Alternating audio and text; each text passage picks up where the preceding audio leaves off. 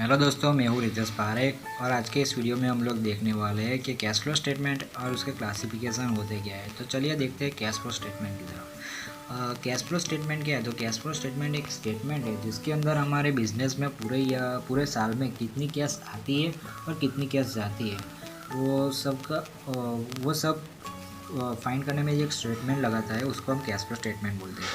Cash flow statement ICAI के द्वारा यानी कि institute of chartered accountant in India के दौरान अकाउंटिंग स्टैंडर्ड 3 के अनुसार एक कैश फ्लो स्टेटमेंट तैयार किया गया था। तो चलिए उसके आगे देखते हैं उसके क्लासिफिकेशन। कैश फ्लो स्टेटमेंट के 3 टाइप के क्लासिफिकेशन है। ऑपरेटिंग एक्टिविटी, उसके बाद है इन्वेस्टिंग एक्टिविटी और उसके बाद जो लास्ट है वो फाइनेंशियल एक्टिविटी। तो ये एक्टिविटीज़ होती क्या है उसको हम डिटेल्स में देखते हैं।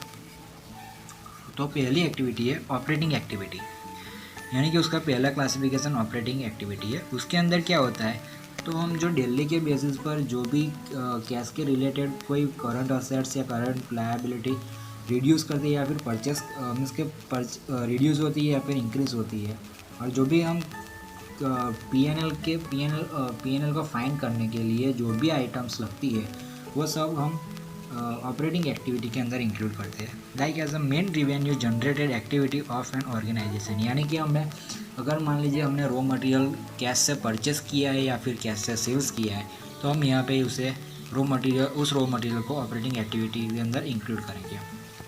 उसके बाद है include those cash transaction which enter in the assessment of the net profit and net loss, यानी कि पीएनएल का प्रॉफिट है या लॉस हो फाइंड करने के लिए हम जो भी स्टेटमेंट बनाते हैं, यानी कि trading account and the PNL account, उसके अंदर की जो भी पर्टिकुलर आइटम्स है वो हम यहाँ पे ऑपरेटिंग एक्टिविटी के अंदर इंक्लूड करेंगे for the cash flow statement के लिए।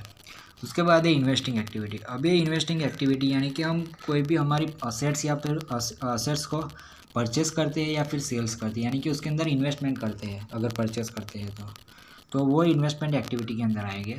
उस like as a purchase and sales of long term assets such as a land and plant, यानी कि हम फिक्स असेट्स परचेस करते हैं या फिर सेल्स करते हैं, वो लॉन्ग टर्म के प्लान के लिए तो फिक्स असेट ही आती है, तो वो इन्वेस्टिंग एक्टिविटी के अंदर इंक्लूड करेंगे। उसके बाद purchase and sales of investing which are not include in cash equipment, यानी कि अगर हम कोई इन्वेस्टमेंट में अंदर ही परचेस या फिर सेल्स करते हैं तो वो भी हम इन्वेस्टिंग एक्टिविटी के अंदर ही लेंगे, जो कि नॉन करंट इन्वेस्टमेंट होता है। उसके बाद है non healed for the resale, यानी कि हमने कोई असेट्स ऐसी परचेस की है जिसके लिए हमने मीन्स कि हमारा पर्पस उसके लिए सेल्स करना था, तो वो हम यहाँ पे इन्वेस्टिंग के अंदर नहीं लेंगे, उसको हम ऑपरेटिंग एक्टिविटी के अंदर लेंगे, क्योंकि हम उसको इन्वेस्टिंग के पर्पस से नहीं लेते, उसको रीसेल्स के पर्पस से हम उसको परचेस करते हैं।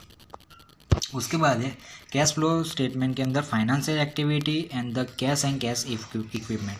ये कैश एंड कैश इक्विपमेंट हमारा लास्ट स्टेज है for the cash flow statement के अंदर।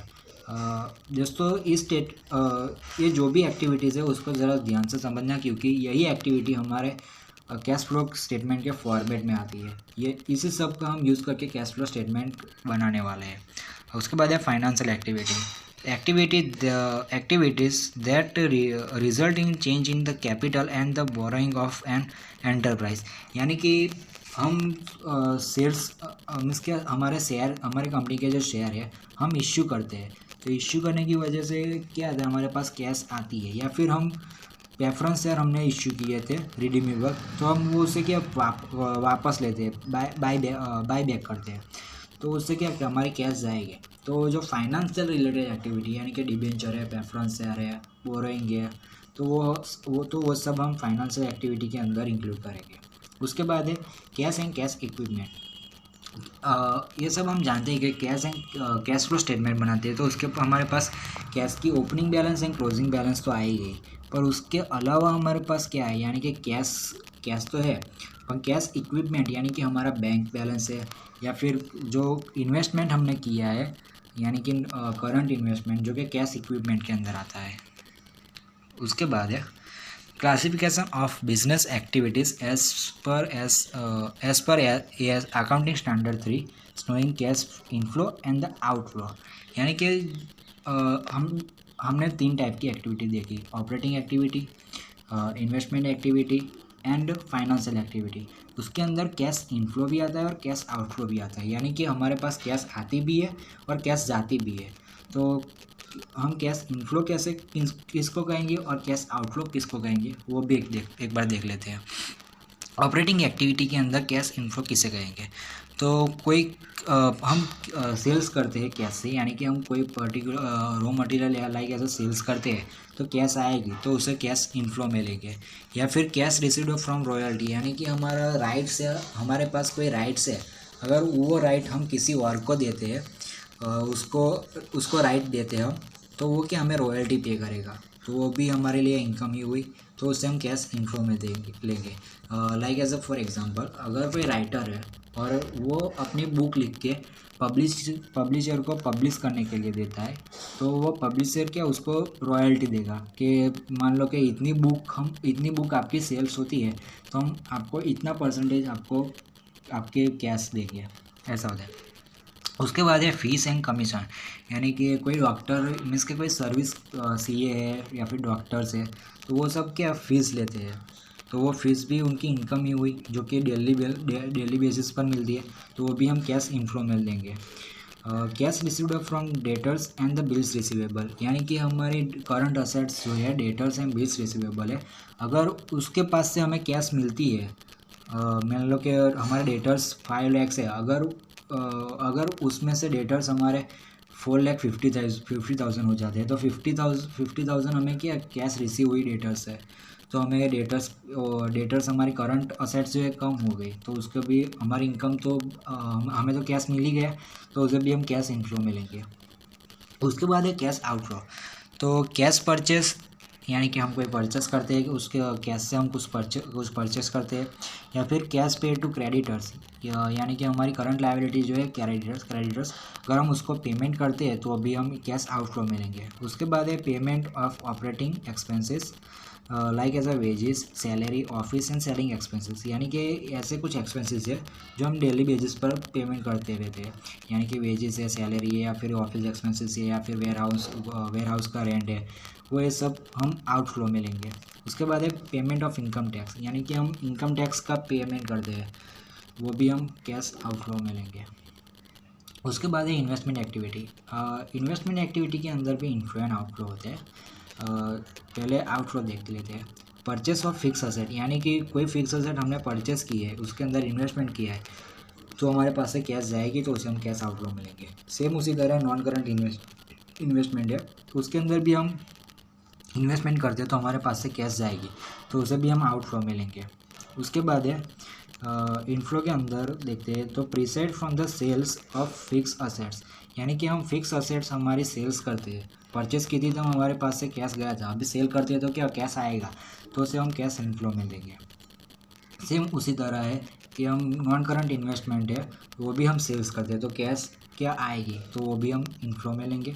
उसके बाद है इंटरेस्ट रिसीव्ड फ्रॉम डिबेंचर, यानी कि हमने कोई डिबेंचर इश्यू किया था, मीन्स के इश्यू नहीं, हमने किसी डिबेंचर में इन्वेस्टमेंट किया था, तो वो इन्वेस्टमेंट के हमें इंटरेस्ट मिल रहा है, तो वो भी हमारी इनकम हुई, इसलिए हमें यहाँ पे इन्वेस्टमेंट एक्टिविटी के अंदर लेंगे। सेम उसी तरह हम डिविडेंड डिविडेंड मिलता है जो हमने शेयर के अंदर इन्वेस्टमेंट किया था किसी और कंपनी के अंदर, और उसका हमें डिविडेंड मिलता है, तो वो भी हमारे लिए इनकम ही हुई है, इसलिए हम इनफ्लो के अंदर लेंगे।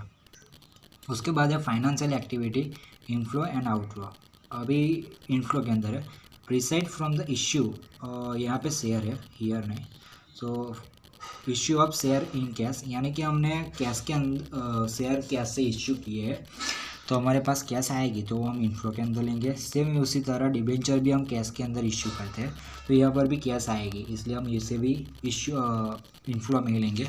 उसके बाद है लोन राइज, यानी कि हम सिक्योर लोन या अनसिक्योर लोन किसी से लोन लेते हैं, चाहे वो सिक्योर हो या अनसिक्योर, तो वो भी क्या है कैश इनफ्लो के अंदर आएगी। उसके बाद है increase in balance of bank overdraft and cash credit, यानी कि हमारे पास मान लीजिए कि हमारा बैंक BOD का बैलेंस है 10 लाख रुपीज़, और हमारे अभी हमारे पास BOD का बैलेंस 20 लाख हो जाता है, तो वो क्या 10 लाख हमारे पास ज़्यादा है, इंक्रीज़ हुआ है हमारे BOD का बैलेंस, तो वो भी हमारे लिए इनकम हुई 10 लाख रुपीज़, तो वो क्या इनफ्लो के अंदर आती है। उसके बाद ये आउटफ्लो के साइड देखते हैं। तो payment for the buyback of equity share, यानी कि हमने इक्विटी शेयर पहले इश्यू किए थे, अभी हम क्या करते हैं उसको बाईबैक कर दिए, यानी कि हम वापस ले लेते हैं। तो हमारे पास से पेमेंट, हमें तो पेमेंट करना पड़ेगा शेयर होल्डर को, तो जो कैश जाएगी इसलिए उसे हम कैश आउटफ्लो में लेते हैं। उसके बाद सेम इसी तरह रिडीमेबल प्रेफरेंस शेयर होते हैं, उसमें भी रिडीमेबल है इसलिए कुछ टाइम के बाद हमें वो प्रेफरेंस शेयर रिडीम करने पड़ते हैं, तो उसमें भी कैश तो जाएगी, इसलिए वो भी कैश आउटफ्लो में आएंगे। उसी तरह रिडीमेबल डिबेंचर भी आते हैं, तो इसके अंदर भी पेमेंट करना पड़ता है। उसके बाद रीपेमेंट ऑफ लोन, जब भी हमने लोन लिया था तब हमारे पास कैश आई थी, तो अभी वो लोन हमें वापस पेमेंट तो करनी पड़ेगी, हम अपने पास रख तो नहीं सकते, कुछ टाइम के बाद हमें पेमेंट करना पड़ता है उसके, तो वहाँ पे भी कैश जाएगी हमारी।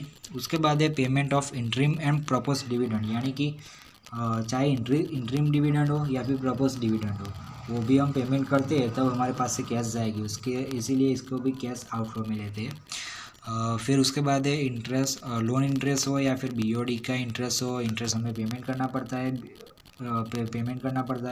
तो यहाँ पे भी पेमेंट करते वक्त हमारे पास से कैश जाएगी, तो ये अभी आउटफ्लो में ही आई है। उसी तरह प्रिलिमिनरी एक्सपेंसेस अगर हम पेड करते हैं तो वहाँ पे भी कैश जाएगी, तो यहाँ पर भी हम आउटफ्लो के अंदर लेंगे। उसके बाद है cash flow of operating activity steps,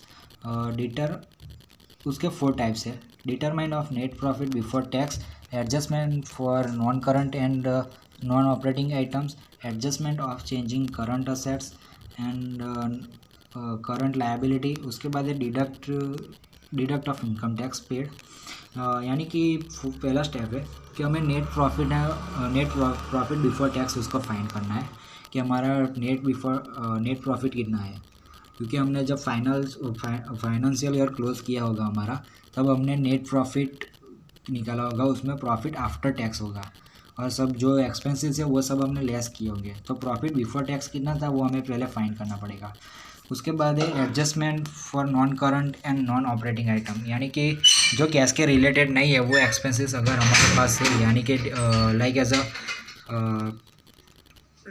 depreciation है, वो कैश को कुछ भी इफेक्ट नहीं करता, फिर भी हम उसको लेस करते हैं, तो यहाँ पे भी उसका एडजस्टमेंट होगा। उसके बाद है changing current assets and current liability, यानी कि current assets and current liability में कोई भी प्रकार के चेंजेस आते हैं तो उसे भी हम यहाँ पे प्लस माइनस करेंगे। उसके बाद है डिडक्ट इनकम टैक्स पेड, यानी कि इनकम टैक्स हम पेड करते हैं तो वो इसमें से लेस होगा। उसी तरह अभी अगले वीडियो में हम देखने वाले हैं कैश फ्लो का स्टेटमेंट।